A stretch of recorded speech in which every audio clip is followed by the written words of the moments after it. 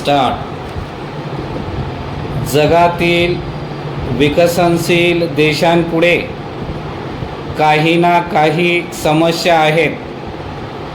काहींच्या समस्या लहान आहेत तर काहींच्या मोठ्या स्वरूपात आहेत, परंतु समस्या मात्र या सर्व देशांच्या संदर्भात कमी अधिक प्रमाणात समान स्वरूपाच्या आहेत. कमी उत्पन्न, लोकसंख्या, दळणवळण आणि संपर्क साधनांचा अभाव,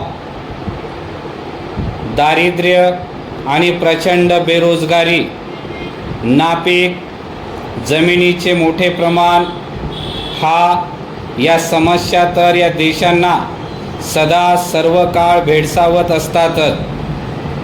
परंतु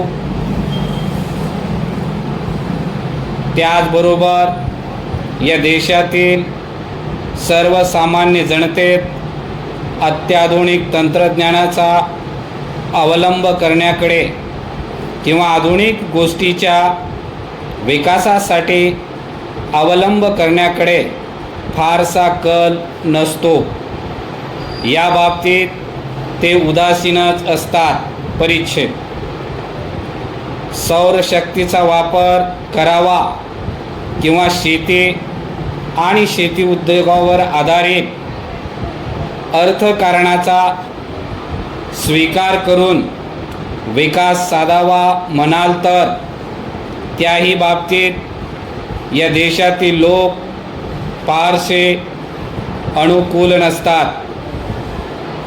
विकसनशील देशांची ही जी आर्थिक आणि सामाजिक परिस्थिती आहे तिचा विचार करता सौर शक्तीचा वेगवेगळ्या प्रकारे उपयोग करावयाचा झाला तर लोकांच्या गरजा आणि ऊर्जा शक्तीची उपलब्धता असलेली साधन सामुग्री यांचा मेळ घालून परिणामकारक उपाययोजनेचा अवलंब करणे अगत्याचे ठरेल.